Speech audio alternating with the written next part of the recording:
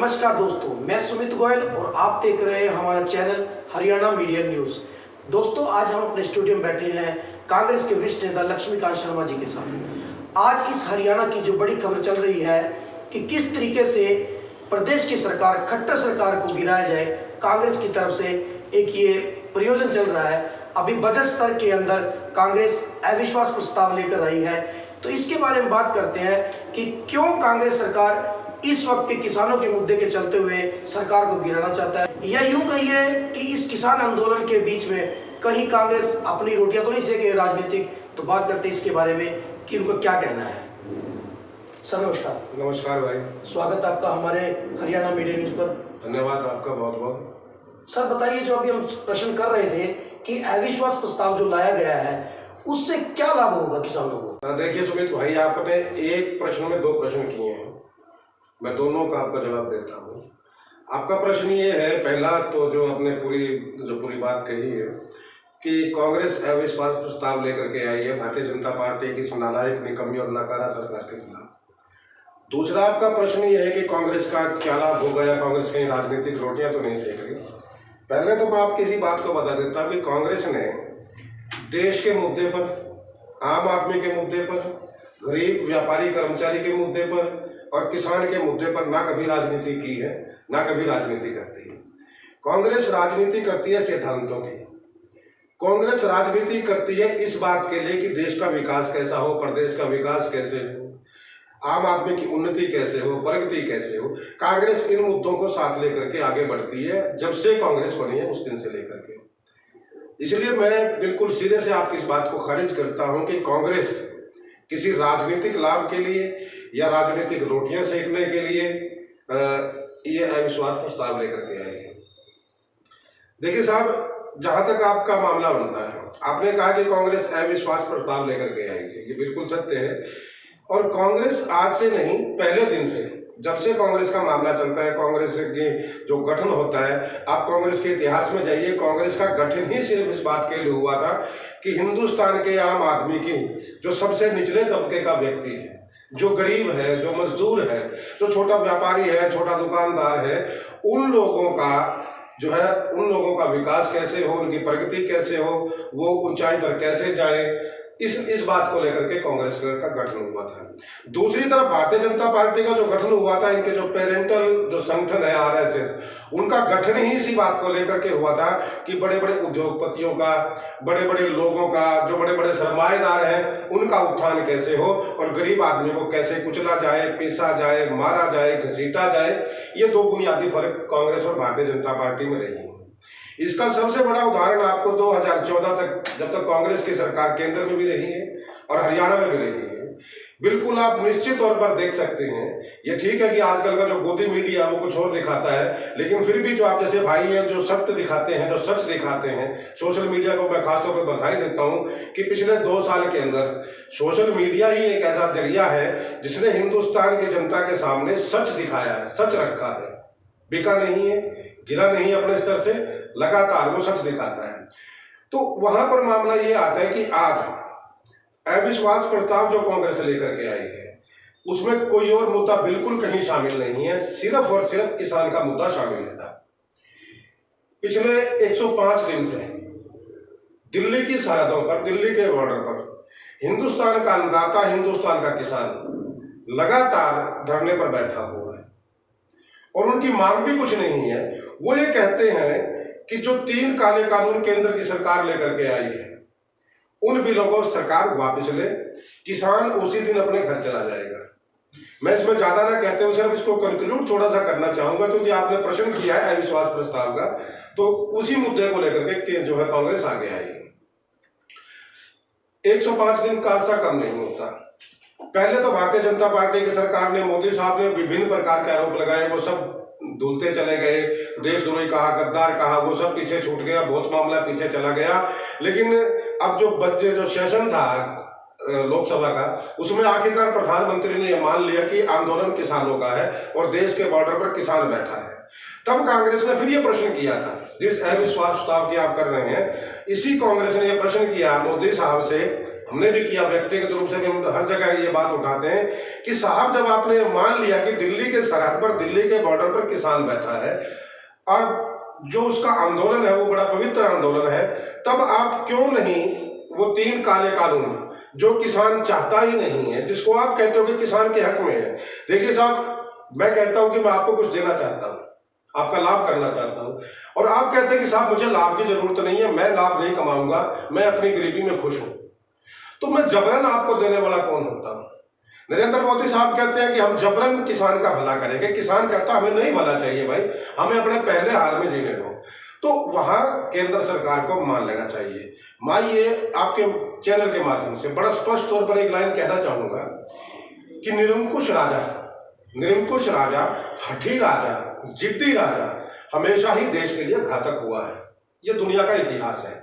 नरेंद्र मोदी साहब आज जिद्दी राजा बने हुए हैं, अहंकारी भी हैं, और निरंकुश तो वो है ही हैं कि वो हर मामले को, क्योंकि मैं दूसरा विषय इसमें जोड़ना नहीं चाहता था, लेकिन थोड़ा सा मामला एक लाइन में कहूंगा कि जिस तरीके से पिछले 2 महीने 2.5 महीने के अंदर 200 से 300 रुपए सिलेंडर का रेट बढ़ा है, डीजल का रेट करीब 40% बढ़ा है, पेट्रोल का रेट बढ़ा है, लेकिन नरेंद्र मोदी साहब के कान पर जूं नहीं रहेंगी। उल्टा जब लोग प्रश्न करते हैं महंगाई के मामले में तो उसको देश के विकास के साथ जोड़ देते हैं। मैं इसको हठधर्मिता मानता हूं, निरंकुशता मानता हूं कि साहब देश में आग लगे, देश की जनता भाड़ में जाए, गरीब आदमी मरे तो मरे, कर्मचारी मरे तो मरे, छोटा व्यापारी मरे तो मरे, दुकानदार मरे तो मरे, मगर मैं राजा हूं, मैं समझौता नहीं करूंगा, मैं पीछे नहीं हूं। चलो अब एक बात करते हैं कि जैसे अविश्वास प्रस्ताव सदन में लाया गया जी, अगर चलो अविश्वास प्रस्ताव से सरकार गिर भी जाती है, उसमें किसानों का क्या फायदा है?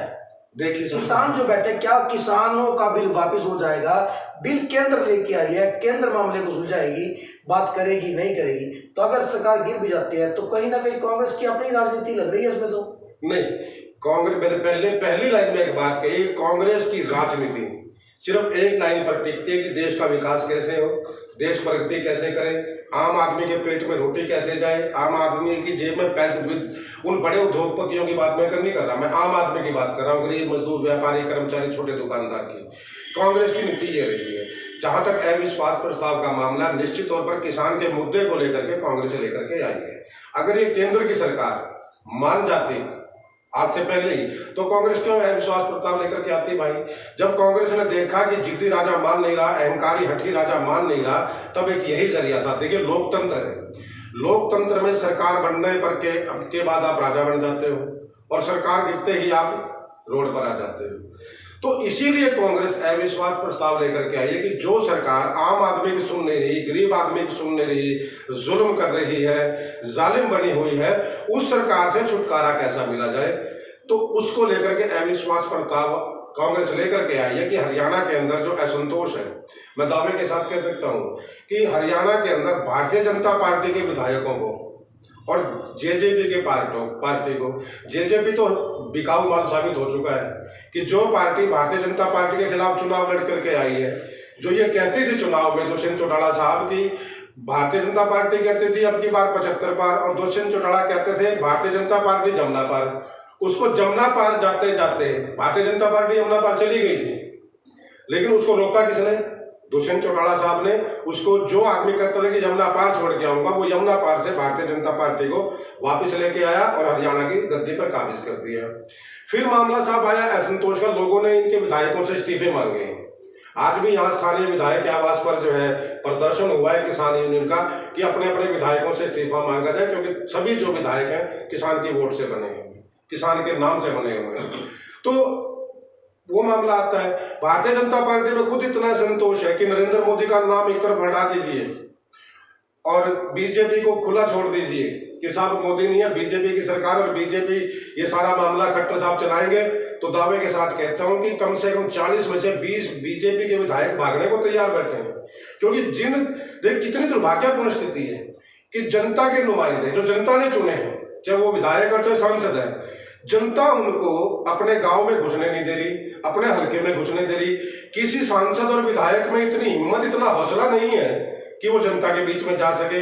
मैं आज का कुरुक्षेत्र का आपको थानेश्वर का उदाहरण देता हूं कि किसान यूनियन के लोगों ने विधायक के आवास पर प्रदर्शन किया, और मैं देख रहा था उसको, वीडियो को मैंने देखा है कि ना तो विधायक उस ज्ञापन को लेने के लिए आया, ना ही उसकी जो धर्मपत्नी है वो आई है, ना उनका बेटा ज्ञापन लेने के लिए आया जो कि सारी सत्ता चलाते हैं। विधायक का निजी सचिव किसान ही उनका ज्ञापन लेने के लिए आया। क्यों भाई?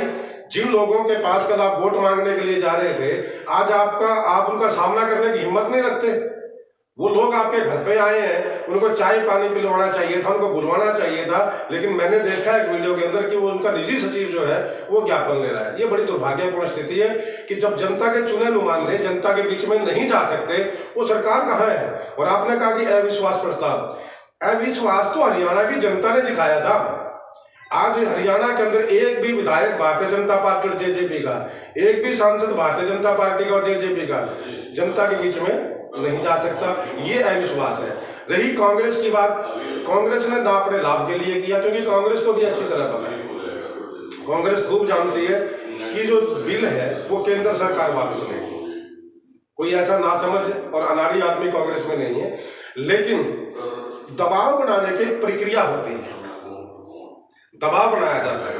अब सीधे जाके भाई, अब आज केंद्र में तो कम से कम कांग्रेस इस कैपेसिटी में नहीं है कि अविश्वास प्रस्ताव लेकर के आए।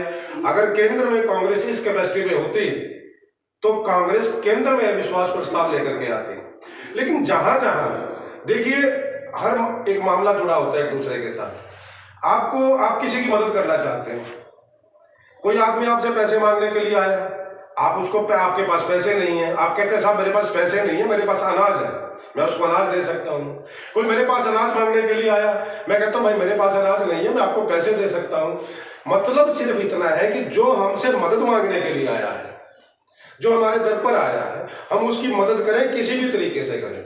वही मामला है। आज किसान को, हिंदुस्तान के किसान को मदद की जरूरत है, साथ की जरूरत है, सहायता की जरूरत है, और कांग्रेस हमेशा किसान के साथ खड़ी रही और खड़ी रहेगी। उसी कड़ी के अंदर हम जहां मदद कर सकते हैं, हम पंजाब में मदद कर सकते हैं किसान, क्योंकि हमारी सरकार है, तो हमने वहां पर उन बिलों को सस्पेंड किया। कैप्टन अमरिंदर ने कहा कि हम लागू नहीं करेंगे। एक दो स्टेटों में और ऐसे मामले आए हैं। राजस्थान में हम सरकार में बैठे तो हम कुछ और वहां पर कर सकते हैं। हरियाणा में हमारी सरकार नहीं है, लेकिन हमारे पास इतने विधायक हैं कि हम अविश्वास प्रस्ताव लेकर के आए।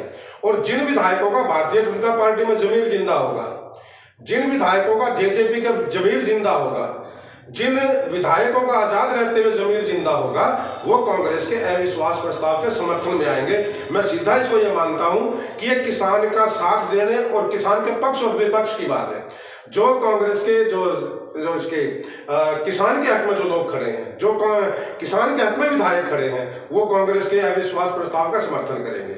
और जो इसके विपक्ष में खड़े होंगे, यानी कि सरकार के पक्ष में खड़े होंगे, खट्टर जैसे नालायक आदमी के पक्ष में खड़े होंगे, जाहिर तौर पर वो किसानों के विरोधी हैं, वो किसान के हकों पर डाका डाल रहे हैं।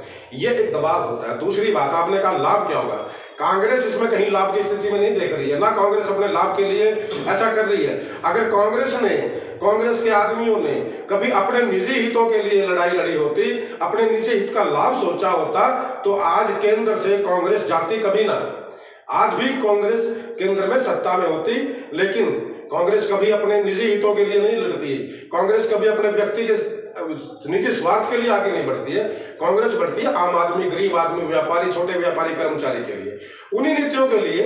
अब यहां से अगर हम कामयाब होते हैं, मैंने अगर इसलिए कहा है कि जिन लोगों का जमीर जिंदा होगा वो कांग्रेस का समर्थन करेंगे इस अविश्वास प्रस्ताव में।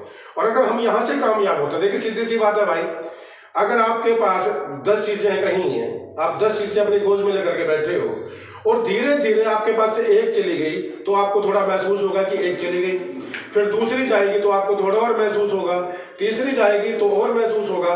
जब 4, 5, 6 चीजें आपकी गोद से वो निकल जाएंगी, जिनके दम पर आप कूद रहे हो, तो आखिर में क्या होगा, आपका हौसला टूटेगा और आप कहीं ना कहीं घमंड जो आपका टूट करके नीचे आएगा।